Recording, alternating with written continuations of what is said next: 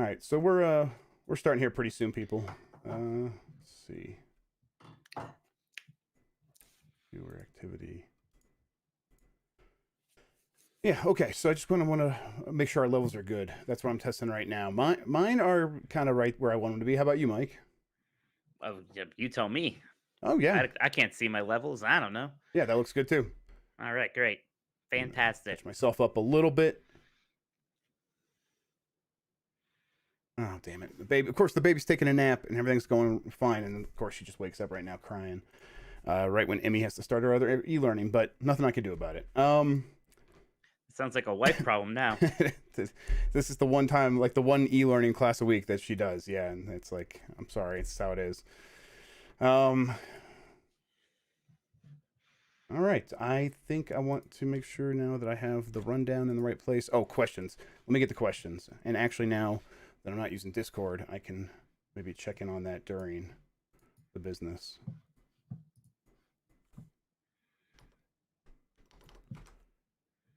Okay.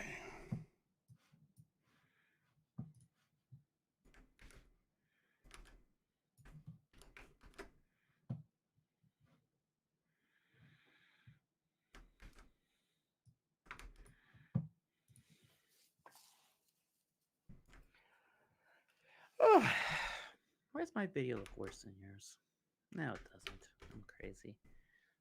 Well, I'm using a better camera. I am. It's. No, are you? I got a nice new camera now. Well, I'm using. It's like my phone. So it's like a phone camera. So it's like pretty good. All right. We do a last call for questions. We could start a little bit early. No one's gonna mind.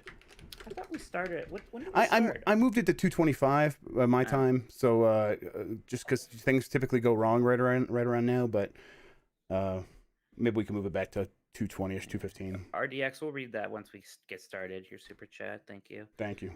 You can read that now, Jeff, and prepare your response. Okay, yeah, hang on. Now I can play my flute for everybody.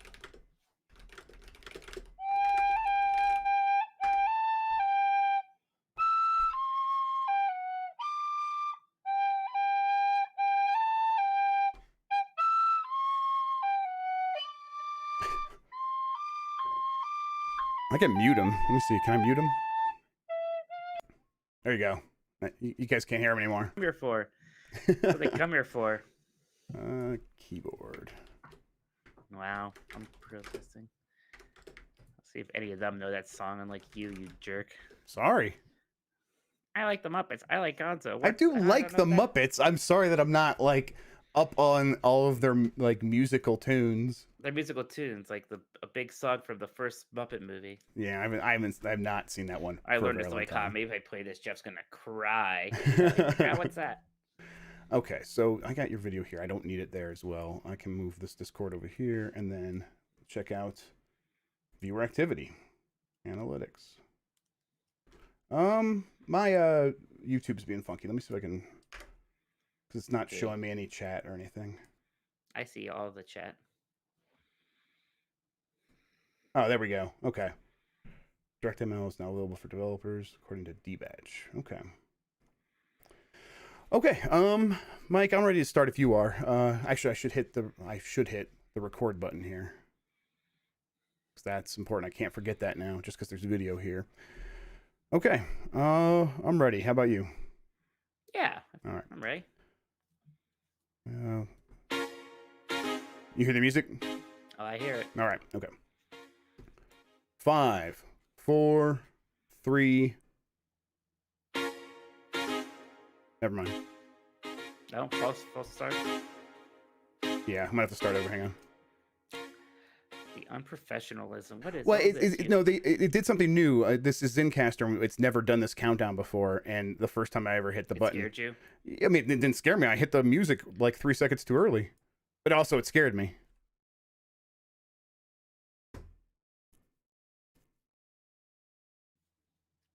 Okay. What a mess. Yes, what a mess. Hey, listen, everyone, it's not Mike's fault. Mike's perfect. Well, that's true. And it's never messed up on anything, so everyone... Well, is this... All right.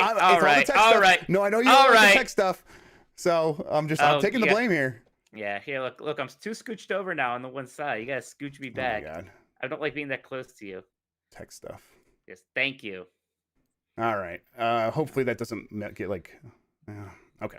Whatever. All right. I'm gonna be prepared for the countdown this time. And honestly, we're still starting early, so who can complain? Yeah. Yeah. I mean, I could. Yeah, and too. you do. All right. I have everything in place now. I'm gonna do the countdown. 5, 4, 3.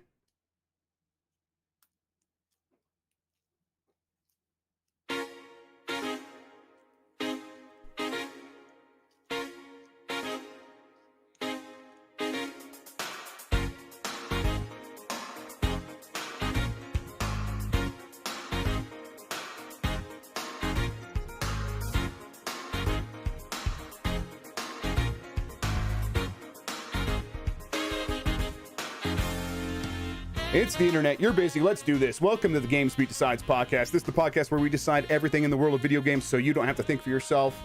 I'm your host, Jeffrey Grubb, and with me is Mike Minotti. Today's episode, news, games. We got a lot of stuff happening. Mike, first though, I want to check in and see how you're doing, buddy.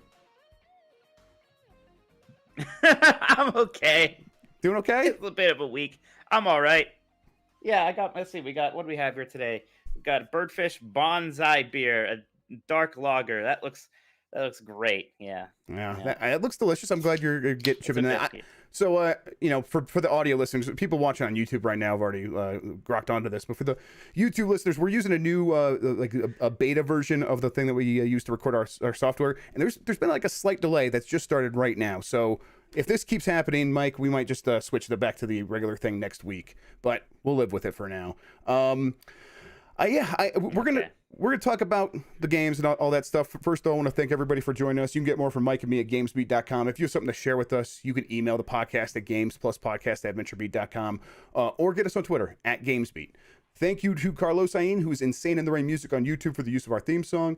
And if you are listening to this on the website player widget, if you are watching on YouTube, you can subscribe to the audio version of this show on Google Podcast, Apple Podcasts, Spotify, and more, wherever you find your pods. And if you like the show, please rate us. It really does help. I got a couple of Ori games here for the Switch I want to give away. Maybe we can give them away to people who give us some ratings. Maybe we can come up with a plan for that and do that next week. Just some stuff. You don't give it to any journalists or something like that. We'll be okay. Yeah, exactly. Yeah. Okay, Mike. We got some news. You just want to hop right into it?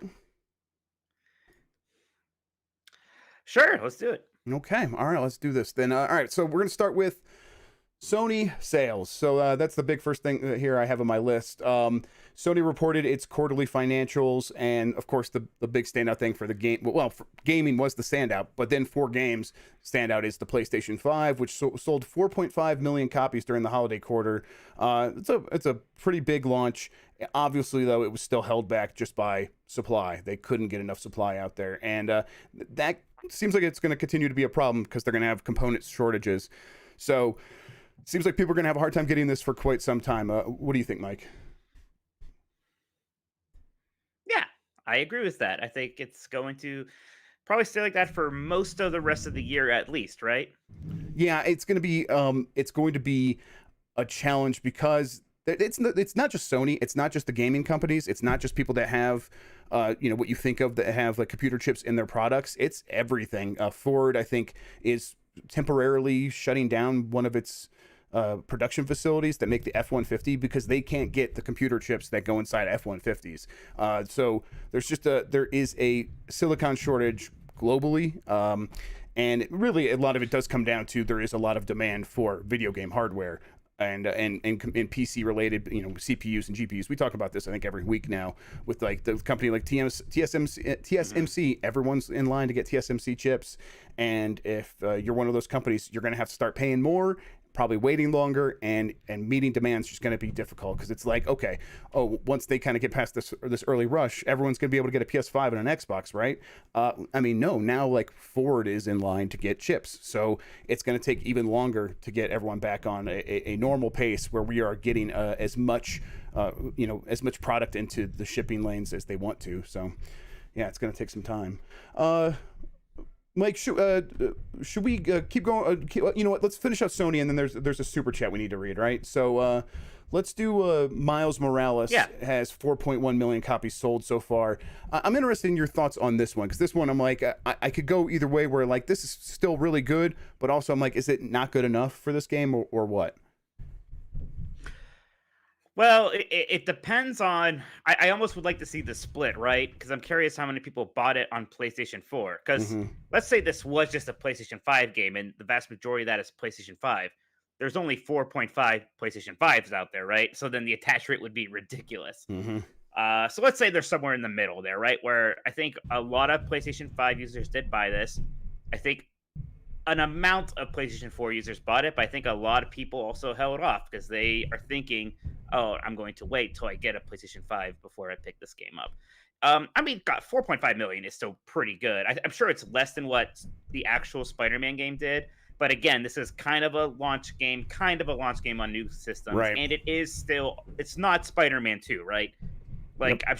I'm sure this did better than the Uncharted: The Lost Legacy if we had those numbers. So I think it has to be a success. It is harder to gauge just because there's so many factors here. I don't think it did badly. I think it did good. Yeah, I don't think I would say that it's like, oh, this is a poor performer. It's still, I mean, it sold really fast. It's like kind of on pace to be ahead of like Final Fantasy VII Remake, and so it's like that. If you treat that as a gauge, it's like, yeah, that's pretty good. It's like the first game was 8 million in the first week or something like that, and then 15 million pretty soon after that.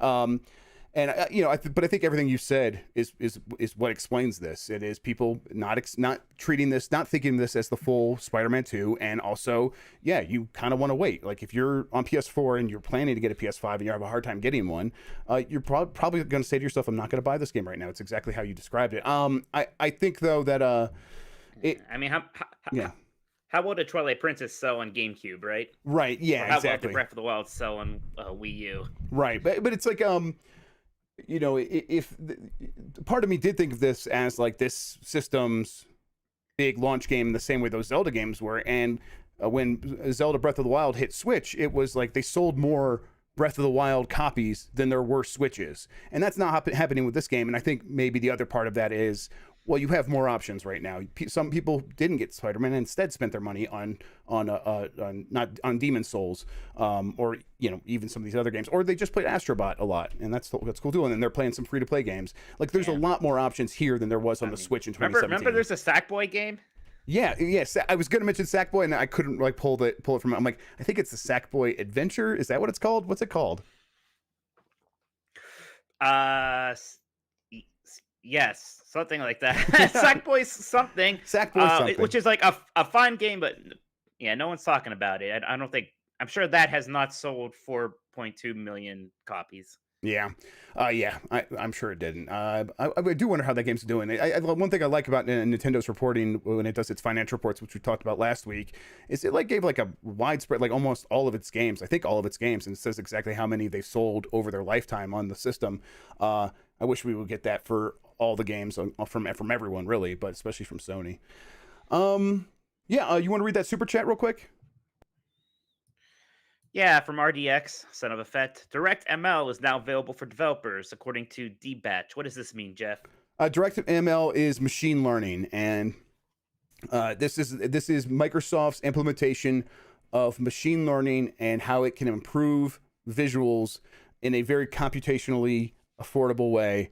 Basically, it is like DLSS on that's the idea anyhow. It's going to be like DLSS in the NVIDIA cards. So you're going to be able to render a game at 1080p and then maybe upscale it up to like 4K. That's one of the things you could do. There's going to be other things that DirectML is going to be able to do, but that's the thing that I think most people should be interested in early on, because they are trying to put ray tracing in a lot of these games, and that it's working to an extent for sure, but we're getting ray traced reflections and things like that. We're not getting full global illumination, and if we're going to get to that point and even still hit 30 frames per second, it's really going to require machine learning up-resed visuals that are running at a lower resolution, but you just can't tell the difference. So this is exciting. We've been waiting for developers to get their hands on this stuff, and this is Microsoft's implementation we're waiting to see what Sony does to sort of counter this, but chances are they're going to work hand in hand with AMD on what AMD's machine learning stuff is. And AMD has already said they have stuff like that coming, so it's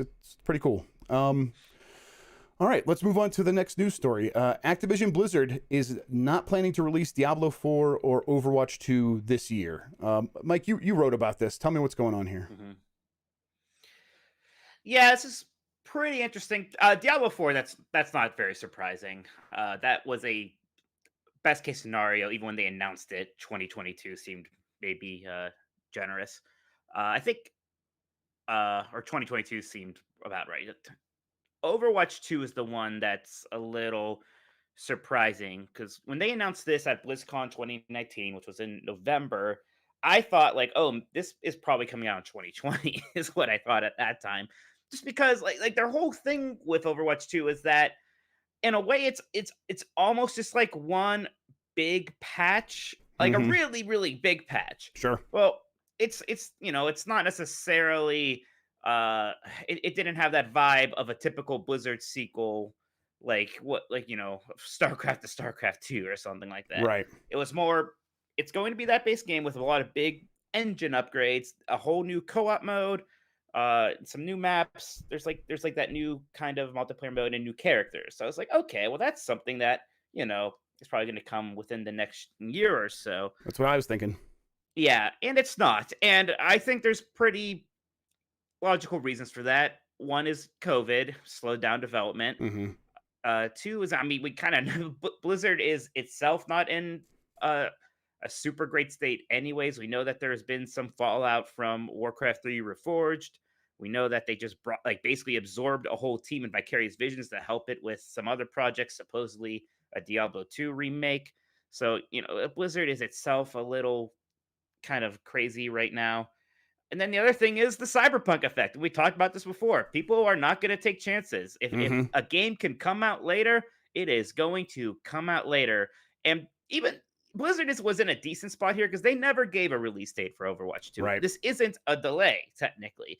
We all assumed it would come out earlier, but that's all it ever was assumptions. The problem is that Overwatch 1 is still a thing, and it still has players, and it has not been getting much new content aside from the typical seasonal events with the new skins, maybe some kind of new experimental multiplayer mode, some balance patches. We got one new deathmatch map, and I don't know if the game can go a whole nother year like that. They might need some kind of I wonder if some of the characters that were going to be part of the launch for Overwatch 2 might get transitioned into maybe one or two coming to Overwatch 1 this year. Yeah, that makes sense to me. Like I was definitely expecting this way earlier. I was expecting this when the new consoles launched. I think I've made that prediction before. I think that's I still bet that was kind of what they had in mind. But yeah, I was getting a hankering to play Overwatch, and I was like, okay, I'm gonna go maybe try to play this some more. And just hearing this news took a little bit of the wind out of the sails there, just because it's like, okay, why would I even kind of invest in this when it's like, it seems so far off that anything new might happen. Yeah, you haven't played it for. I play Overwatch all the time. You should still play with me sometime. But okay, yeah, next time you're playing, let me know. It is like a little bit of a bummer. Like, Yeah. Oh, I'm there. Yeah. So it is a bit of a weird bummer. But yeah, the Diablo thing, that seems just about right. This year's going to be all about Diablo Immortal anyway. We're going to be hearing more about both of these games at BlizzCon online on February 19th. So there's going to be some substantial news for both of them at least. Yeah, and I think that's kind of, as long as people get that, a lot of people I think will be satiated. I mean, people want the build up to more Overwatch stuff, and if they make it a big deal, people will treat it like a big deal. So I think there's still a lot of stuff here, but I mean, yeah, and I know I'm upset and worried about what's the state of the game going to be like this year. I mean, if everybody comes back in 2022, maybe it won't matter. And maybe it'll be earlier 2022. Again, you would kind of hope so. Like if it's fall 2022, wow. But I don't know. That seems very, very far away. I guess early next year is not too bad, but yeah, like it feels almost 2 years to get to next fall. All right, so we that was the news, kind of the news we got out of the Activision Blizzard earnings report. EA did its own earnings report this week. They usually do it around the same time. both these companies are making money. They're doing really well. Some of the news tidbits that we've took out of these announcements though is EA is going to have a new Battlefield this year for sure, and they're going to show it off in the summer. This kind of reiterates some of the stuff we've known, but now they're kind of talking about a timeline for how they are going to reveal it. So look out for it this summer when they show it off. That's still a modern Battlefield. The last time I heard, Mike, my question about this one is, and I put this on Twitter, and I got like a variance of responses. Is do you think that this is going to be a standard Battlefield package where it's $60 or $70 and you get the single player campaign and the multiplayer and whatever other multiplayer modes they throw in there, all in there, and that's how you actually access any of it? Or do you think they'll do some free to play stuff like Call of Duty? Right. I mean, you would kind of assume that they are going to maybe want to do the Warzone thing where you have a separate free to play battle royale mode. I mean, I listened to the Activision Blizzard like investors call, and like that was their whole mantra now, is that is their format at Activision Blizzard. I mean, for all of their franchises, is that there's a premium component and there's a free to play component. And that's what Call of Duty has right now, and it's working very well for them. That's what they want to do with Diablo Immortal, and then Diablo 4. They basically said that like some kind of Warcraft free to play thing, aside from like Hearthstone, like some kind of Warcraft free to play experience is coming for phones. I think they said. So that's their model. Now is EA going to follow that same model? I almost expect them to be more traditional and just have a Battlefield game that's just a premium game, and one of the modes in there is going to be a battle royale mode. Yeah, it just seems like such a like EA is so risk averse, and they definitely saw what happened with Battlefield 5 when it got swallowed up by all these other games that mostly were free to play for the most part, or at least very cheap in the case of like PUBG. So I just, it seems like they are, if they don't change their ways, they're just going to run into the same problem, unless Battlefield 6 is just mind-blowingly good, and then it absolutely justifies the price, which I guess is possible, but it still seems to me like this is probably going to be another Battlefield game. It's going to appeal to those people, and if you want to put a lot of money into that and not really grow much beyond them, which is kind of what happened with Battlefield 5, I think it even shrunk a little bit from Battlefield 1, then, go for it. That's fine. I think a lot of people who are fans of the series will be very happy that that's the case. But I don't know if EA is going to be happy with what they end up there. And I mean, they'll have no one to blame but themselves for sure. But yeah, speaking of EA, go ahead. Battlefield. I would say Battlefield 5 is going to be interesting because they're either going to course correct by going really like hard back in like what Battlefield 4 was, or they're going to do something very new and different. And since it's EA, I'm kind of expecting the backwards course correct. Yeah, you have a good point there. EA also said that they are going to release Apex Legends on March 9th on the Switch. So that's coming to the Switch. And, and it's not like EA doesn't have a free-to-play shooter. Obviously, they do, and it's Apex Legends. I just... it's not like we're not just checking boxes here where we have a free to play shooter and we have a premium shooter. It's like all that money going into Battlefield, is that really going to serve them well when it could go towards something that could go to another way of doing Battlefield. But yeah, I kind of forgot. Wasn't thinking about the Apex Legends equation, and man, maybe they don't care about Battlefield having a battle royale mode, huh? Yeah, maybe not. That's possible. Yeah. I mean, they already tried, and you could say that was doomed because it was attached to the least popular Battlefield game in a while. But I don't know, maybe they don't care about that. No, I wouldn't. Maybe if I was in charge. I think it seems like it would be a lot of wait. I mean, if you do it, that has to be free to play. It can't just be included behind the paywall, though. Yeah. All right. So now it's time to get to some news about Embracer Group, and I don't know, man. Embracer Group is what was once THQ Nordic. They changed their name to Embracer. There is still a THQ Nordic that does publishing underneath Embracer Group. It's confusing, but the reason we're talking about them is that they did a lot of acquisitions this week. They acquired a mobile company, Easybrain, a mobile developer, Easybrain, for something like $650 million. They acquired Aspyr Media, which is the developer that was known for a long time for doing Mac ports of PC games, and now more recently they've been porting stuff like the Star Wars Jedi games to Switch, the old classics. And then they merged with Gearbox, but it still sounds mostly like an acquisition. And yeah, that is a lot of movement, and it's like Gearbox alone would have been pretty big news. I don't know, Mike. What do you make of this? Because I'm pretty lost. I wonder if they see an opportunity with Bethesda off the field as one of these big third-party publishers, and maybe they think that they can kind of basically buy their way into that slot a bit by making Yeah. a lot of acquisitions. They're not quite there yet, but Gearbox alone, that's a pretty big one. So maybe that's the opportunity that they're seeing that's making them this aggressive. Yeah, maybe. I don't know. It's I guess I think they just think that a lot of these studios they're acquiring are profitable, and it's if they have the money, why not use it to buy these profitable studios and have them make profit for them? I guess. I I don't know. It just seems they've made these acquisitions, but they've made a lot in the past too. There's a lot of studios that they make games that I like. Saber Interactive, they acquired them last year, I think, and they make Spin Tires and Mud Runner and stuff like that. A lot of studios are now under this Embracer Group umbrella, but it hasn't necessarily changed much of how these studios make games. Like, the Saber Interactive still has its contracts with a lot of other companies that they need to see through. So we haven't seen like the fruits of what this all means. What do these changes mean? What is Embracer Group doing as an overall company? Maybe it's just a company that is acquiring these studios and then standing back and letting them continue to run like they always did. And that means we'll kind of get games on the same cadence as we did. It just seems like if that's the plan, that's not like a huge plan for like massive growth. So maybe it's a slow burn thing. I don't know. I would love to kind of know what their thinking is here. Go ahead, Mike. The big thing here is they've always kind of been a double A publisher, right? That was their thing, was they got a lot of double A studios, but Gearbox is not a double A studio. That is triple A. So that's kind of where I see a difference here, and I see a bit of a shift. Yeah, you're not wrong, but Gearbox, I think, was trying to sell. I think if the rumors were true, I think I had heard that they had been looking for a buyer, and so maybe it says something more about Gearbox than it does about Embracer. That Gearbox fell down to Embracer's level.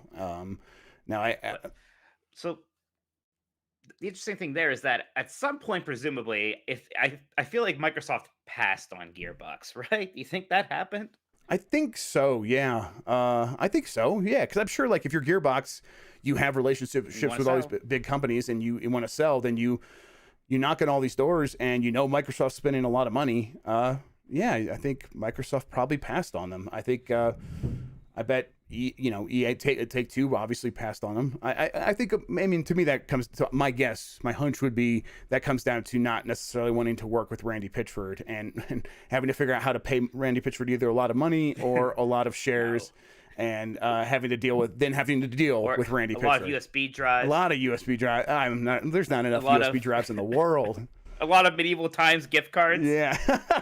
Yeah, exactly. And I bet a lot of these companies are like, let's not try to bring him under this and figure out how we're going to fit him into this culture here. We're not going to be able to change him. It's weird because Borderlands 3 was a hit, right? But it seems like that game made such a smaller impact, like in terms of the kind of gamer conscious compared to Borderlands 1 and 2 did. Yeah, I think maybe I'm no, I think painted there because I didn't engage with that game very much myself. Maybe I think the motion is relative, right? It's relative where it seems like maybe it made a similar sized impact, but gaming has grown into all these offshoots and gotten bigger, and there's so much more going on with people playing other games for long periods of time. Like the people that are playing Destiny all the time are not going to stop playing Destiny to go play Borderlands, or at least not for any long extended period of time.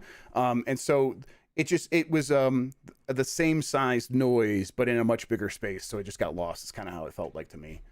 All right, let me look what's next on this list. Oh, hey, Mass Effect Legendary Edition got a release date. It is coming May 14th. Mike, we have a video coming up about this pretty soon about where we rank some companions. People should look out for that video. Yeah. But a video where you killed a beloved celebrity. I did, yes. I murdered a celebrity during that video. You have to watch to find out. I'm feeling pretty good about this. I think what they've shown so far looks really good. How are you feeling? Yeah, you seem enthusiastic, so good enough for me. Although, now I think about it, at different times, I remember you being very enthusiastic about Anthem and very enthusiastic about Cyberpunk. Yep. their E3 demos, which I'm bringing up now for funsies. So I don't know. Maybe you're Not a wrong. crook. Maybe you're a nobody. Now, Maybe your opinions suck. no, all of these things are fair and accurate, and I wonder, are there any developers out there that would tell me anything along those lines that would like really put me in my place? Is there anyone out there that might help me understand that I should be doing better? Now you're throwing salt into my wounds. Yeah, listen, I put it on the list here. Ori director criticizes developer for overhyping games with lies and deceptions, and then that's a headline I think from GamesIndustry.biz, and then I added, and he also criticizes games journalists, quote unquote, for buying into those lies and deceptions. It was the so you sound just like this guy, Mike. So yeah. I don't know why I let this bother me so much. I guess I just like Ori so much. And I don't know, maybe I've been evangelizing the game too much. Maybe I put too much of myself into how much I like that game. But then seeing the director of it just do this weird reset era rant. Yeah. And it was weird because, like, I don't know what he was. So he was mad about overhyped games like Cyberpunk and No Man's Sky.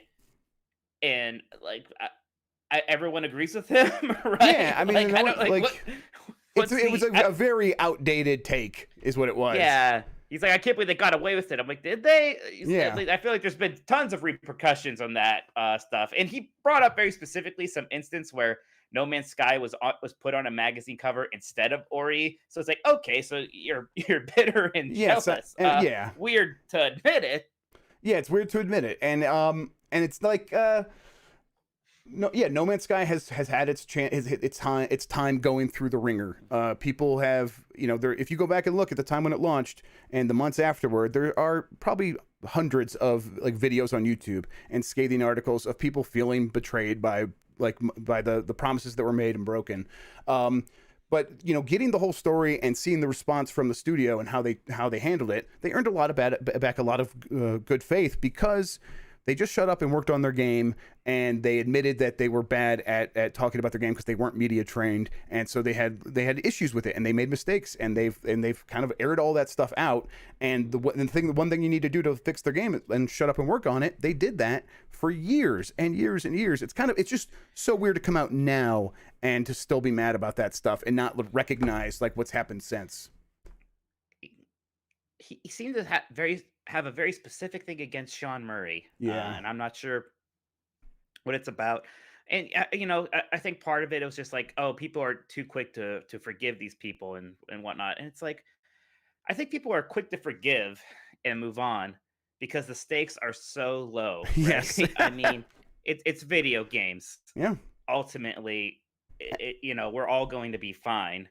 It's not worth stewing over forever. And also, it was weird to me that the idea to write an essay about gamers being too forgiving, right? Like, right. I know. That's an interesting take. So I don't know. I think there's something more there, some kind of personal thing. And, again, like a lot of it, sure. Yeah, it's true. Yeah. Those people shouldn't have hyped those games up. I mean, he was talking about Peter Molyneux, and that thing is so resolved now. Right. Like somebody's got to do something about Peter Molyneux. Right? And then the personal thing was, he said, and the part of the issue is the scare quotes journalists who like play along and allow this. It's like, dude, like we can report on what we're shown and what people tell us. And when they tell us about what No Man's Sky is, of course that's going to sound cool. We're going to tell people what they tell us. And I think maybe we could probably be better about couching those terms. This is a conversation we've definitely had before when Cyberpunk came up. We're like, let's talk more thoroughly about exactly what we were shown, and we didn't get our hands on with it. So what is that? What are the implications there? Is this stuff, is this a fake demo? Of course it is, because it's E3 and they're all fake. So let's make sure everyone fully understands that. But a lot of times, I think I've always sort of treated a lot of stuff that we see with that sort of skepticism. And maybe I'm just not doing a good enough job like conveying that skepticism. But I still like have had that skepticism always throughout this stuff. I mean, Peter Molyneux, he burned his chances. And then everything he said after a certain point was treated like kind of like a joke, and it was like the butt of it was the punchline. You know, having people come and sign the wall, that wasn't like something that people talk about like years later, like, oh, he had me sign a wall to say that this game was wasn't on rails, and I would never say that. That was people were joking about that immediately after it happened at that E3, and it became sort of like this legendary thing. It's not. We're just trying to do our job, and mostly our job is to convey information to the readers, and we try to make sure it's accurate and fair and you know, fully informed as it can be. But these companies have a lot of interest in not sharing stuff, and they sort of get into bad habits where they make promises and then under deliver, and we're kind of caught in the middle there. And I get it. We'll take responsibility there. Yeah. Yeah, and I don't know. Yeah, but you know, I mean, Ori. Like, is that an under covered game? I don't think so. It reviewed very well, and to be fair, like some people were, I don't know if they were easy on it, but Ori had a lot of launch issues that I think people were forgiving of you know, I certainly was for a lot of different reasons. So, you know, I still love Ori. I feel like game directors should not be posting rants on message boards.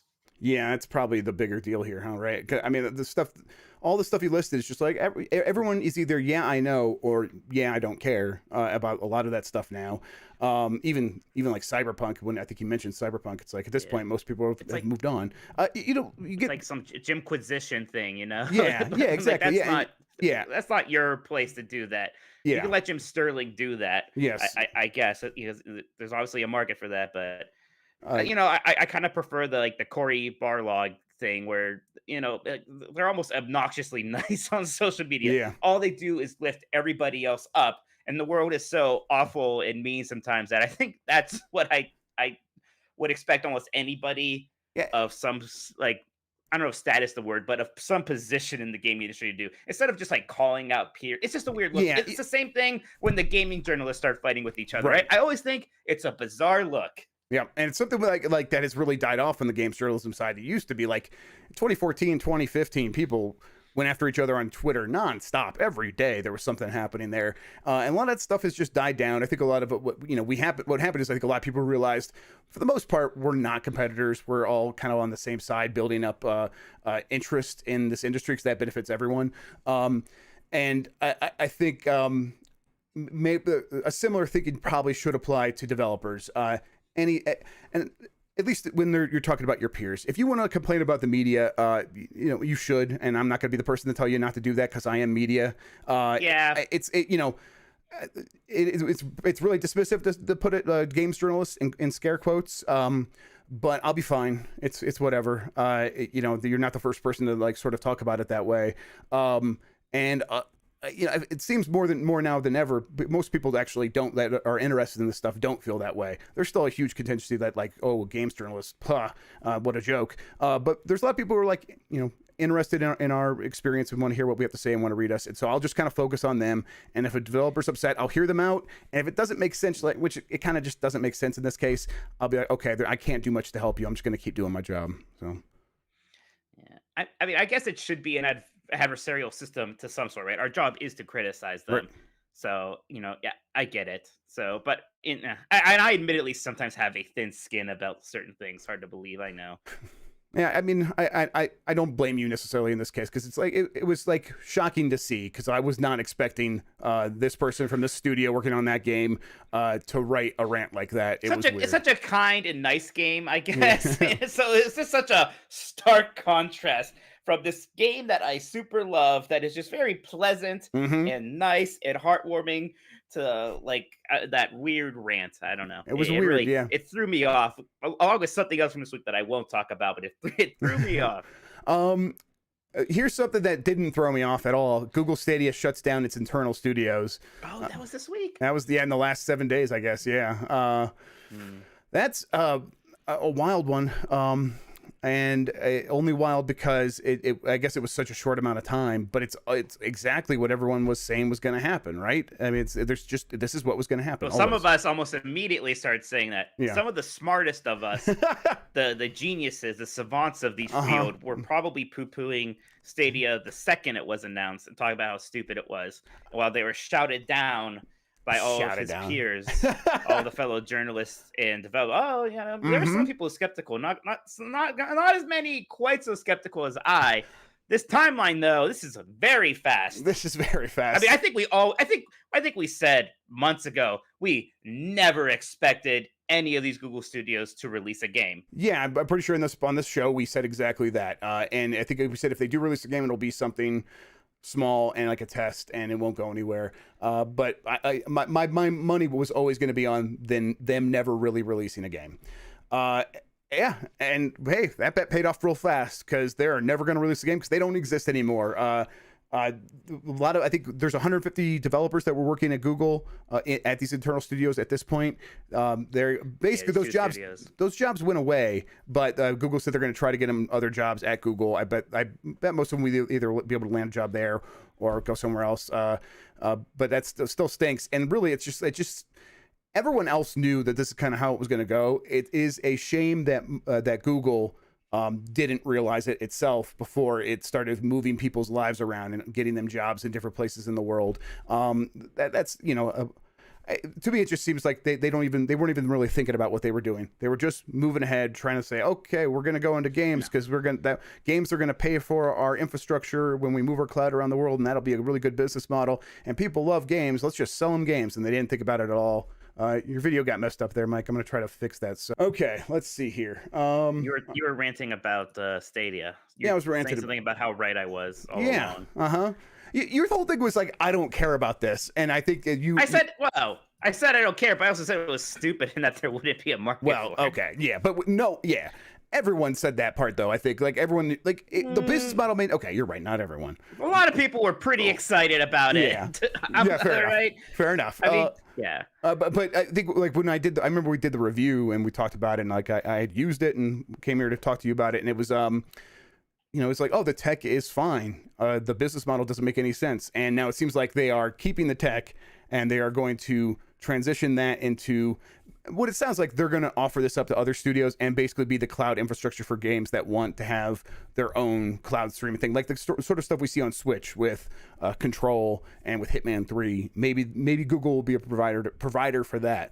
There's probably a lot less money in that, but they weren't going to make much money trying to sell games because who would have bought a game from Google like knowing this was going to happen? So is this them winding down the whole operation? Yeah, probably. Like, I think that don't they just like either spin it off or sell it to someone else? Isn't that like what this is like leading up to? I think so. Yes, I think so. Also, and I mean, Google's always been criticized, and people always said there was this, the threat that they would just jump out of this as soon as it's not an immediate hit. And how could it possibly be an immediate hit with so many timing issues with Switch was already a hit. You were 1 year away from the next gen consoles. You started your big studios to make games for the platform just a few months before you launched the platform. So how is that ever going to work out? It almost felt like that. I know it's not like that, but it almost feels like the whole thing was just so that they can get Jade Raymond on a stage and be like, look, Jade Raymond's making games for us. She made Assassin's Creed. Yeah, I think you're legitimate. Right. Yeah, I think you're right. I think, I think you're right. Like that was at least some of the thinking. But Google and Amazon, it was kind of always going to go this way. Amazon's going to keep trying. They got a new CEO coming up because Jeff Bezos is stepping down, which is, whatever. But their new CEO stepping in says that he still cares about games and still wants to make games, I guess. And yeah, I mean, if you could figure that out, there's a lot of money in making games. Games could be very profitable for a very long time. They can have long tails. I know Amazon's looking at that side of things, but they're also just looking at like their data and seeing how well games sell on Amazon, and getting in between that or even producing some of that stuff there could be a lot of money there. But they're just not they just don't have the stomach for it. It's what I've always said. They just don't have the stomach to these companies that like are able to make other products with teams of hundreds, now having to make one product with teams of thousands, at least, to make something that's going to compete. And Google had no intention of ever doing that with 150 developers working on their game in the first year still, with not doing a lot of hiring. And Amazon, I just don't think will ever get their footing on it either. I know Jason Schreier did that story or whatever, but it's like it's the same thing we've been saying for years now. Amazon was never going to be able to figure this out either. At some Go ahead. point, at some point, there's going to have to be some other big company that breaks into gaming. It's Yeah, just they can't all just keep failing. I mean, Apple had Apple Arcade for a hot second. I don't even know if they care about that anymore. Disney has always been a weird thing. They're not really a tech company, but they almost are, really. So yeah, yeah, it's but just bizarre. I don't know. I mean, you wonder where the disruption is going to come from, and to me, I was thinking about this week for some reason, but it's Facebook. like, I mean, yeah, right. It's seems like Microsoft's wanting to be the company that's going to disrupt things with with Game Pass, and I know people might be a little sick of like hearing about Game Pass, but it's difficult to overstate how progressive and like if forward thinking that Game Pass is. If the market is going to change, it is probably going to change in a way that reflects the way other content consumption markets have changed, where people bought DVDs, now they stream Netflix. People bought CDs, now they stream Spotify. Why wouldn't the same thing eventually happen to games? And there could have been a Netflix that popped out of nowhere and sort of built that up from the bottom. And it seemed like a lot of these companies were thinking they could do that. Google was even thinking they could do that. But if you have Microsoft right there, who already has all of the institutional knowledge of how to make games and how to make hardware and how to speak to gamers and at least get many gamers excited about the idea of Xbox as a brand, and now they are going to shift hard into this new business model and basically box anyone else out from attempting the same thing, because no one else has the resources Microsoft has. No one else has the cloud infrastructure they have. At least not all. They don't have all of it, and they don't have the games and the developers and all this other stuff. The only one company in the world has all of that stuff right now, and it's Microsoft, and then maybe Tencent. But even Tencent's going to have a lot of challenges competing in Europe and North America, and that maybe Tencent ends up buying Stadia or something. But I don't expect that would work out well for them either. So it just seems like a big company. Yeah, you expect eventually it's going to work. Sony did it, right? Sony and Microsoft both came into the space in the 90s, and a lot of people doubted that they would be able to do anything, and they thought they would fail. Like, they're going to come in and they're going to mess it up. It's the company that makes Walkman. They're not going to be able to figure this out, and they did. But I don't necessarily think it needs to happen again, because it's so much more difficult now than it was then. I mean, Microsoft was actually committed in that the original Xbox wasn't some giant hit, Right. but they made an Xbox 360. They stuck with it. I still wonder maybe they wouldn't have if they didn't have Halo there to kind of give them at least a decent push to start with, and maybe it's just a matter of one of these companies having something like that gives them a really decent head start to build a foundation on. I don't know. We have a couple of super chats here. Yeah, let's do those. Yeah, $2.80 Canadian from RDX Son of a Fed. He says Xbox outsells PlayStation in UK for January. Cool. Yep, cool. Thanks for the money, man. Not this story. Sends $5. Remember when Stadia guy beefed with Giant Bomb and said Stadia was doing better than Giant Bomb? Well, that aged great. That's funny. That guy wasn't. He worked at a studio that was working with Stadia. I think he worked at a studio that was acquired by Stadia. Oh, okay. Yeah, that was a weird thing when he did that, right? That was a dumb thing. Why did I can't. Again, it's like if you work in games as a developer, I can't imagine just ever doing anything with like a cross tone on Twitter or some message board. Like, does that ever work out? It's never worked out. I get people want to be human, and you want to bite back when people are like are saying stuff. But I mean, that guy had a bad opinion to start with. Like, people should people should have to pay to stream games or whatever, and like stream games to Twitch. I mean, That's right. That was that guy. It was that guy. That was bizarre. Yeah. And again, this guy was on the Giant Bomb couch before he like said this stuff. So whatever. Yeah. Okay. Just a couple more quick news stories. Then we'll get to the questions. See, GoldenEye 007, the Xbox 360 remaster. We saw a full playthrough appear online, and now it has leaked. And if you want, you can go out there and find it and play it for yourself. I think that's. You want to play GoldenEye for some reason? Yeah, Mike is a GoldenEye hater. I'm very famously anti GoldenEye. Yeah, I'm not. I don't feel that way about very many of the classics. Not a big GoldenEye guy. Yeah, I was a huge GoldenEye guy. I played a lot of it, but I think yeah, and I don't necessarily feel much need to go back to this. You know what? I did play like that. There was a fan remake that that was online on PC a few years back, and I was playing that a little bit. So I maybe have been satiated here and don't need that. But I guess it's cool as a curiosity. So there's that. Yeah, sure. ZeniMax's ZeniMax Media CEO Robert Altman has died at age 73. This was the CEO of the parent company that oversaw Bethesda. He was really well liked within that company. People have a lot of fond things to say about him. But he's dead. He's in his time. The timing of his death is right before they're going to Microsoft. So it's I think a lot of symbolic. Yeah, accidentally symbolic, and a lot of like bittersweet feelings is I think how people described it. Like it's an end of an era, and it's really sad that he's not going to be able to see this through. So yeah, it's a bummer when someone that like who was in charge of a company and that people really like dies, because there's so few of those. It's kind of how I feel. Yes, yes. Yeah. And then finally, the Steam beta is going to launch in China on February 9th.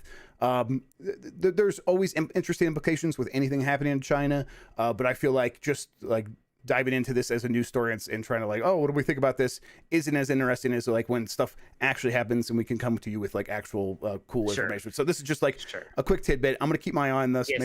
Maybe we'll have more to say on it as it starts to get out there. All right, Mike, should I go to questions? No. First, from Nick Turbo. This is okay. So if you want to ask us a question, you could always send us a super chat on the live stream during like when we're on YouTube, or if you want. Oh, hang on, my phone is making a stupid noise. And then if you don't want to do that, you can during the week join the Discord. The link is in the description in the video or on the description for the podcast. Join there, and there is a Patreon level to get into the podcast producers, and that's patreon.com/Jeff Grubb. And go in there, you can ask a question, we'll answer it here on the show. So from the Patreon supporters, the first one is Nick Turbo. When do you think the next Dragon Age and Mass Effect will be released? My guess is 2022 and 2024 or 5 respectively. That seems like the right timeline for those to me. I think give or take a year in any direction, but I guess we're not going to get Dragon Age in 2021. That's for sure. No, we're not getting. Yeah, we're not definitely not this year. I wouldn't be shocked if Dragon Age was like 2023, like maybe a February 2023 thing. Wasn't Inquisition more of an April, like a spring game? It was an earlier in the year game, yeah. Yeah, so maybe that, because again, like I feel like everything, whatever you expect, push that back 6 months just because of the COVID and the cyberpunk factor now. Yeah. Yes, exactly. And just on this topic, EA CEO Andrew Wilson was asked, how do you feel about BioWare, and especially with like key people leaving, like Casey Hudson, and he said, we still have full confidence in them. We're totally invested. And what else is he going to say? I think it's kind of a big thing there, right? But also, they've been really blowing it lately, huh? Hope these next games don't suck. Okay, in so many words, he did say he's like they've had some blips, is how he put it. That's how he described the fuck ups, really, like Anthem. But I think. I don't know. I think you should probably have some faith in these guys. I think the reason that they are sticking with Dragon Age and Mass Effect is because they do actually believe in the people that they've put into leadership positions there now. So hopefully they'll be able to see it through. I mean, Mass Effect should be a big hit. That's such a lesson here, how excited people are about those remakes. It's incredible that they made a fourth game that no one cared about. I mean, how much people like that series. They sabotaged themselves, right? Like they forced them to use the damn Frostbite engine. Frostbite engine's so terrible with animation systems, and so you get this game that feels less lifelike in some ways than the previous Mass Effect games, and you could tell a lot of time was spent on stuff that wasn't necessarily character and story, and because they had to just get this game working. It was just a bad choice all around, and Anthem was even worse for that stuff. All right, so the next question. This is also from Nick Turbo. How would you want Nintendo to celebrate Zelda's 35th anniversary? How do you think they will actually do it? I'm glad you asked both sides of that question. Mike, you go first here. I mean, I'd like a good compilation. I would like a compilation that includes the big classics like Zelda 1, 2, Link to the Past, original Link's Awakening, maybe even Oracle games. And then I would like to see maybe a compilation of the Twilight Princess and Wind Waker HDs brought together, and maybe even we can do Skyward Sword. What do I think is going to happen? Maybe just the Skyward Sword thing. Maybe just one of those is what I think is going to happen. because I don't like I don't even know if they can do anything clever like with Super Mario 35, right? That battle royale thing. I Hmm. don't know what I don't know how they can do anything like that with Zelda. Really, maybe they're going to try to force one anyways, Yeah, but because I don't I know. can't think of an online Expectations are game low. that would like, yeah. But okay, so I will say that I think Zelda is going to get treated better than Mario got treated. For some reason, Nintendo, Really? yes, Nintendo has historically done this. Like, just look at how Mario got treated last year, and then look how the Zelda HD upgrades were treated with like really good edits, and they really like Yeah. thought about it. I think that there's some. I think either the people directly in charge of Zelda feel more of an ownership and feel like they need to like see it through and make sure that people are really happy with the product that comes out as a remaster, or Nintendo's just like, this is our serious game and we really have to really have to watch it, Yeah. make sure people are happy with it. Mario's for kids. I don't know I mean, exactly what the thinking is, but yeah. yeah, it should be very easy to at least get the Wind Waker and Twilight Princess HD Yes, remasters to switch. we should That should not be be the waiting minimum, right? yes, that should be like, honestly, in April we should be getting those things. I wish, Right. because it's like, okay, the year of Mario's over, let's do some Zelda stuff. It is Zelda's 35th anniversary. You have these things ready to go. Why aren't they on Switch already? And if the reason is you were waiting for this 35th anniversary, don't make us wait a lot Here it is. longer. Don't make us Yeah. wait. I'm just so. Well, I mean, once again, this could be like last year where there's not much holiday stuff. It's interesting because we got Nintendo's financials too, and we saw they did super well this last quarter and then the holiday. But like in terms of the new games, way less sold, right? And that's to be expected. But talking about like Hyrule Warriors and Pikmin 3 Yeah, compared to what the year before was like Pokemon Sword and Shield and Luigi's Mansion 3. So in a way, it's not that impactful for Nintendo because the back catalog is such a big so deal for strong. Switch. But it was clearly a weak holiday offering, and it could be like that again, and it could be like we need these Zelda remasters to be a holiday thing because we don't have much else. Yeah, I mean, the rumblings are that Nintendo's going to have a strong year.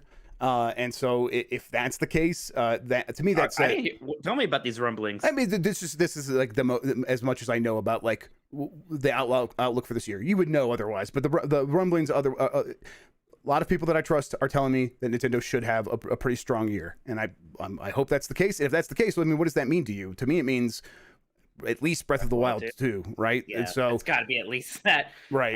At this point, I feel like but there's so many things that there's got to be some new things because I still feel like Bayonetta is super far off. I still feel like Metroid is Yeah, not but this like year. maybe we do get that 2D Metroid from that studio, Yeah, that next 2D Metroid game and stuff like that. That starts filling in the gap. If you have Breath of the Wild 2, you're kind of set. Now, how could you really make it a good year? Just fill in the gaps around that with a bunch of cool stuff. If there's a bunch of Pikmin 3 level, Luigi's Mansion 3 level stuff, they're set. But I mean, you're right. I think there's got to be stuff that we don't necessarily know about. But I mean, that seems clear because they didn't really do an E3 last year, right? So they skipped a lot of stuff. I think they pushed a lot of stuff. So I think this should be a good year. But so what does that mean for the Zelda 35th anniversary? To me, that now you have Breath of the Wild 2 as part of that, basically, right? So that's something, huh? Yeah, that I think that stands as like the pillar that holds the whole thing up. It's gonna be a Zelda year for sure, isn't it? Yes, yeah, oh yeah, without a doubt. And then I guess the cool thing that I would hope they would do is release that Breath of the Wild 2D beta that they had, that prototype that was in the Zelda 1 like visual engine, but it still had all the chemistry systems and stuff inside of it. I've always wanted to play that. I would really love the chance to do that. So put that on the Nintendo, Switch online thing. I guess it's not an online thing, but I don't know, make it one. Make it like a multiplayer, like dungeon crawler or something. I don't know. This one's from Eat the Hype. He says, "Please tell me Mario Golf is coming in 2021." There's a game that could come. Yeah, like I mean, why not? Usually those come out like usually the Mario Golf and the Mario Tennis games come out within a year of each other, right? Yeah. So I think there's. I mean, I would hope there's one coming. I think that would make a lot of sense for this year. If not that, I hope there's like Mario Super Strikers. I hope something like that is in the works. They won't do that. They well, that was the company that they bought who made those. Yeah. The one who did Luigi's Mansion. I can't remember their name right now. Yeah. But they were always a little upset by how sexy they made Peach and. Oh, really? I didn't know this. Yeah. Yeah, the Daisy has a badonkadonk. Oh yeah, she got it. She got that donk for sure. Yeah. You're right, and I think that was one of the things where after that they became they became a lot more stricter about how the characters look in games. I think Yeah, that was one of the things. Like there was too much artistic license in next Mario level. Yeah. Strikers. Well, Y- of course, they could also just make a Mario Golf game where everybody's just wearing their normal stupid outfits. I guess now I don't know, but yeah. it won't be as it'll be kind of missing something out. Next level. Thank you, Yeah, next Pablo. level. That's the Yeah, name. if next level's not doing that, I hope they're doing a punch out. I know I'm sure they're doing another Luigi's Mansion, but I want a punch out game for them. They're Luigi's Mansion might be more of a one per console generation thing now. yeah, you're right. That's a good point. Luigi's Mansion 3 still selling. Yeah, you're So right. That's a very good point. So yeah, then I hope we get a punch out because I think their punch out game was very good. I hope they just kind of let them, kind of churn one out pretty quickly and update it a little bit, but mostly just make it another punch out game and maybe really like let them show off their animation skills because that's their key talent. They're so good with that stuff, and that's a yeah, series they're incredible with that stuff. really Give benefits. them Star Tropics, I say. That's what I want. Yeah, Star Let's Tropics. go. That's what's going to fill out this year. All right, then this last one's from Schaefer. What's in your backlogs, and is there anything you think people have overlooked in recent years that they need to try? Mike, go ahead. Anything? Well, my next big one, I beat Dragon Quest 7 finally, and I'll talk about that. But so I have Dragon Quest 8 on the 3DS ready to go. So that's next. Like I was getting a little bit into Valhalla, and then I slowed down because of some review stuff. So maybe I'll go back to that. I don't know. I've also kind of started playing Mario Galaxy a little bit more just on the Switch because I really do actually want to 100% that. So that's the big backlog stuff for me, aside from playing newer games and the stuff I'm reviewing. Yeah, my backlog is obscene. I don't know. There's so much stuff that I wish I could get to. I guess the big thing would be Yakuza Like a Dragon. I really wish I would have put more time into That's that. another one. I played a bit of it and liked it, but Yeah. I got pretty busy. Aren't you supposed to be playing Final Fantasy 9? Yeah, that's cool. Moving on. No, yeah, I want to. I need to buy it. I'm gonna buy it for Switch, I think. Isn't it going to be on Game Pass eventually? I think 12 is just actually. Yeah, coming to Game probably. Pass But if soon. I was gonna Just play play it, 12. if I was gonna play it on anything, I would anything other than the Switch. I just get it on PC so I can mod it and put on some different like HD 9 textures is and actually great stuff. for mods because Yeah. 9 has the AI textures, and I think yeah, that would be a good place to do it. Yeah, I maybe don't I'll know do if I that could then. play a JRPG on my PC. Yeah, that's the that's don't know. right. No, that's the thing though. Is Oh, it like, is on could I Game play it on a PC? I guess I could try streaming it to my phone. Maybe that'll work. Maybe I'll give that a shot and see how that feels. Well, it is on Game. I mean, look, Jeff, are you really gonna beat Final Fantasy 9? Or are you just getting some flavor here? Maybe you could just play it on That's a Game good Pass point. for a I'm not bit. going to beat Final Fantasy 9. Almost certainly no. Yeah, you're right. I'll give it a shot. I'll just get it on Steam and see how I feel. All right. And then what was the other half of this? Overlooked games from recent years. Mine is always Eco. It's it's getting a little love recently. This is, ECO. There's some big streamers that were playing it on Twitch and doing an eco game. Basically, it's like I always describe as Minecraft with more systems, and those systems have to do with like it models pollution and it models your damage that you're doing to the planet. And also it has systems in place where you can model the economies just by people interacting with one another, and that's a part of it that I really like. But there's an asteroid coming to destroy your collective multiplayer Minecraft style village, and you need to work together and develop skills and really very specialized skills to build something to stop that asteroid from destroying the planet. And it happens over 30 real world days. I've really loved Eco. Only played it twice, but I have like 500 hours in it because the 30-day time span that I've played through it took up a lot of time. The second time though, it was right when my second daughter was born, and so like it really disrupted how I was playing. It's like, oh man, I didn't even really get to finish that. So That's the time I was playing. that's the time you were playing. I was a farmer. Yeah, I don't know. Stuff. Honestly, you know what we should do? We should, instead of having this be overlooked, we should eventually do a community playthrough of Do a this. server again. Yeah, just do another server. I know there's people that are interested that are still on the server that would want to do that. So That'd be fun. Yeah, mine would be Crash Bandicoot 4, which seems a little silly to me, but I was thinking during Activision Blizzard's earnings report, they were talking a bit about that upcoming free-to-play Crash Bandicoot mobile game that King's making. Really? But even though like Crash Bandicoot 4 didn't come out that long ago, they did not talk about that in their earnings at all. And I'm like, I feel like not nearly enough people played that because it was really good. I'm kind of bummed in general because there was this resurgence of 3D platformers thanks to Mario Odyssey and the Insane Trilogy. and I already feel like Crash Bandicoot 4 maybe underperformed. I have a feeling that Sackboy game probably didn't do great. Ball and Wonderworld is going to come out and ruin everyone's lives. So I'm a little worried that the 3D platform boom may be short-lived. Yeah, it's a shame. I don't know. I think we'll probably still get them from some indie developers, and that's kind of where it's going to go back to for a while. Yeah, I hope so. I mean, we'll always have Mario games like that. Yes. Like those will always true. do well. But in terms of it maybe when the Ratchet and Clank comes out, that's going to be a giant hit. So that series will have legs. I don't know. I haven't played the Bell and Wonderworld demo yet. Should we do a video where I play it and Yes, please. you watch me? Okay.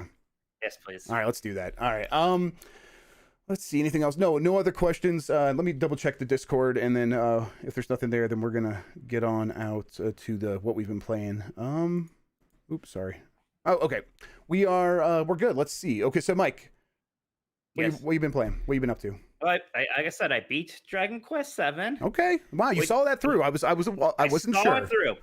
I wasn't sure. It's not the longest game ever. It feels like it sometimes. 'Cause it's very oddly paced. It's weird because the 3DS version is much faster paced than the PlayStation version. The PlayStation version apparently actually takes 100 hours to beat. This one was more like 70 for me, which I think I actually had more time spent on Dragon Quest 11. That game is so good. That game was very snappy and fun, fast moving. This game is very episodic in that you're constantly going to some new island. You go to the town, people talk. There's a very insular thing happening there, and it's always a very relatively simple problem that is explained in great detail. So then, after that, you go to some dungeon. You do this dungeon, then you go back to. It's badly paced. It's too much talking and too much walking around. But the Dragon Quest stuff is still good. The combat is turn-based simpleness done at its best. The job system is very well done. I mean, the scale is cool. It is like neat how big it is, like literally big, like just the size of it. Like the scale of like the story and everything almost doesn't match all of that stuff. It's the same as any other Dragon Quest. There's a big evil guy. You're gonna kill him. It's not a Dragon Quest for everyone. If you're going to play Dragon Quest 7, you better make sure you really like Dragon Quest. I'll definitely say that. It's not my favorite in the series. I enjoyed it. I know it's divisive within like the Dragon Quest community because some people just really do like it. I think they just appreciate the size of it and some of the other things. But man, I would take Dragon Quest 3, which was an NES game originally. I really enjoyed that. To me, that was much better paced and more interesting and kind of similar anyways in terms of there is a kind of like you go to the town of the day thing and solve their problem, and then you move on to the next town. And it had a job system also. So let me ask real quick here. Then, if you're wrapping up, do you want to do your ranking so far, Dragon Quest games? Sure. So I've beaten 4 now. I've beaten 11, 5, 3, and 7. And I think I would go 11.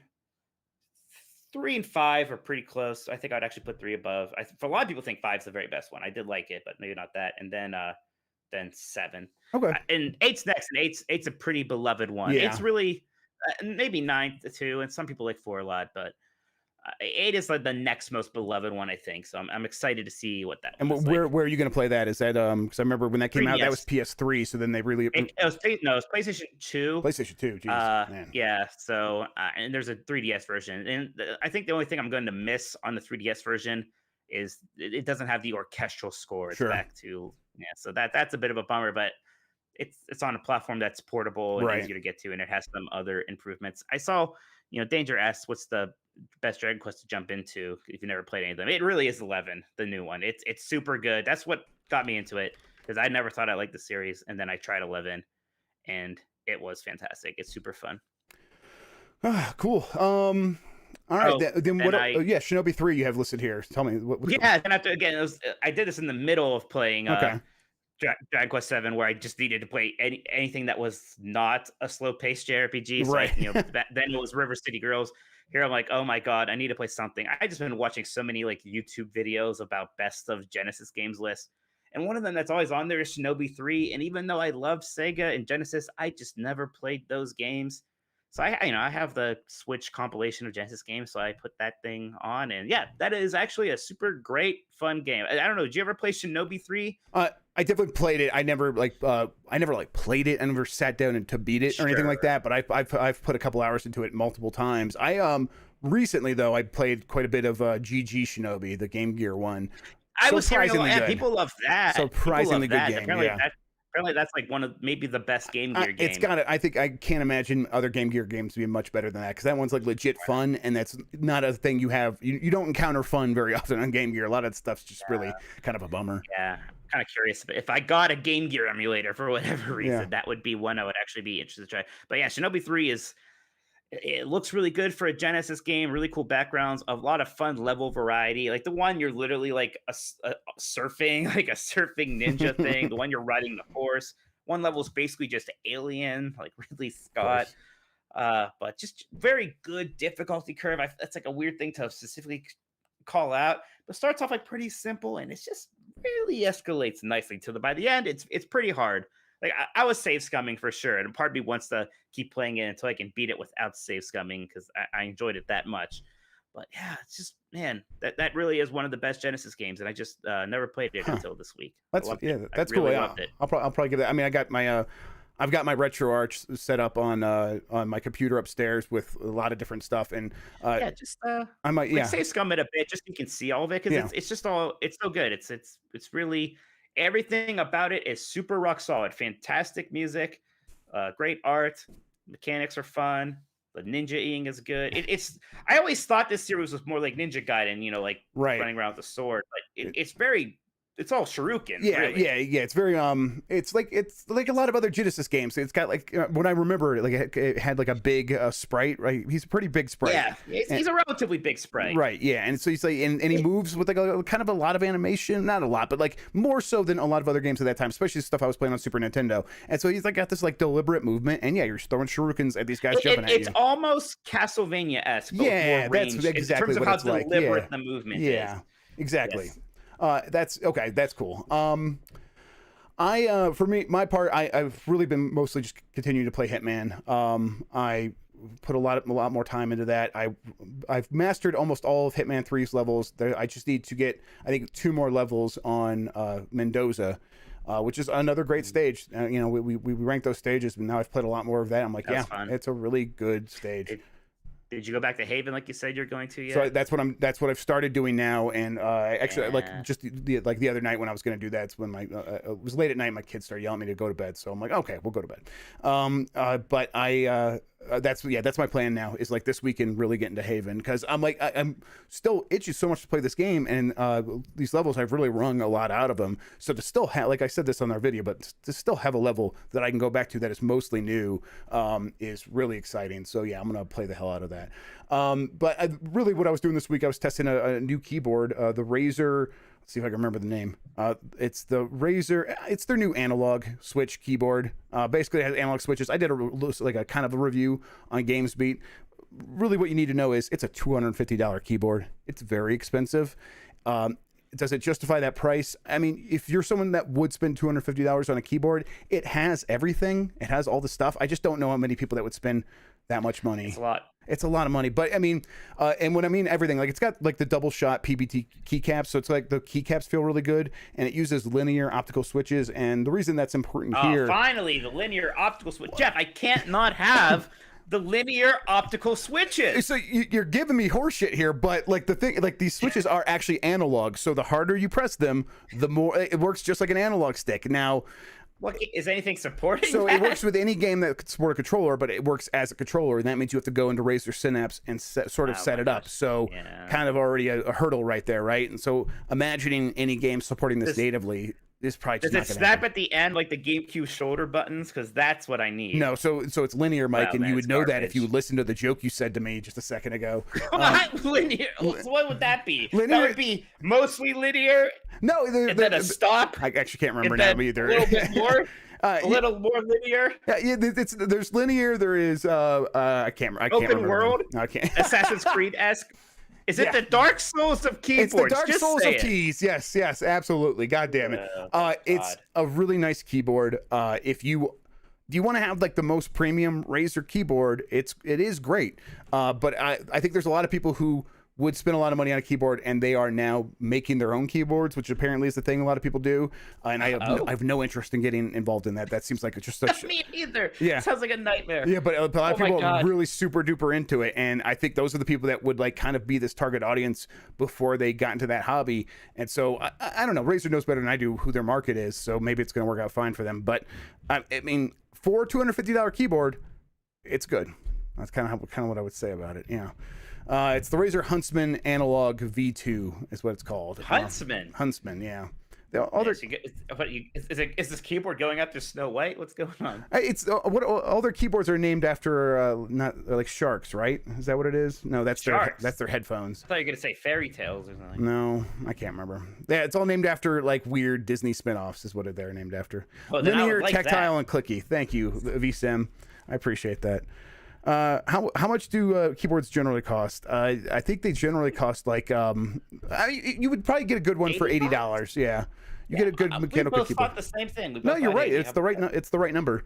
And if you want to get like a really good one with a bunch of extra bells and whistles and stuff, there's 150. I think the previous Huntsman was $200, and so now it has analog switches and a better like keycaps and the used USB 3.0, so you could do pass through, so I can like not just charge my phone, but like actually get data through the port that's on the keyboard.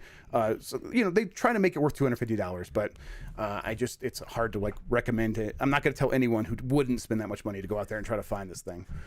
But yeah, I mean that's me, Mike. I was messing around with RetroArch again this week, and I did some. I booted up Echo the Dolphin. I'm like trying to get past some sharks. I'm getting lost a lot. So that's kind of the next thing I might do with the Genesis collection. I've been playing a lot of stuff on there. It's a really nice collection, the one you can get on Switch. I think it's on like Xbox and PlayStation. But yeah, I'm talking about the Dreamcast one though, just to be clear. Oh shit! Never mind. Yeah. Oh, the game we always forget about. Now I forgot about it. Is it good? I mean, look, play more of it. Defender of the Future. Yeah, Defender of the Future. No one remembers that game. Yeah, no one ever talks about that game. And listen, people should still talk about that game. I'll say that much.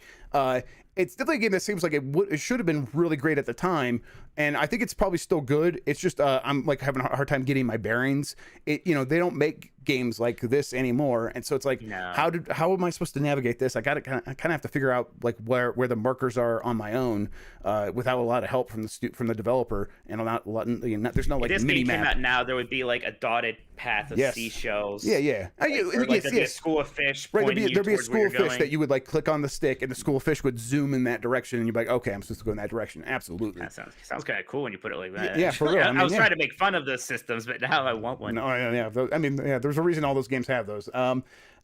It still feels good to swim around as the dolphin, though. Of course, it felt good in the Genesis version. It feels good here.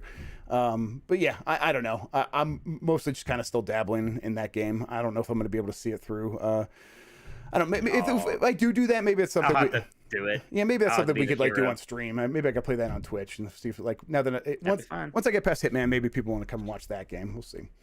All right, Mike. Oh, how good would a Hitman level at like aquarium be? Yes. Oh my. Yeah, a zoo or aquarium. I don't know if they've done anything like that in older games. I'll give you both.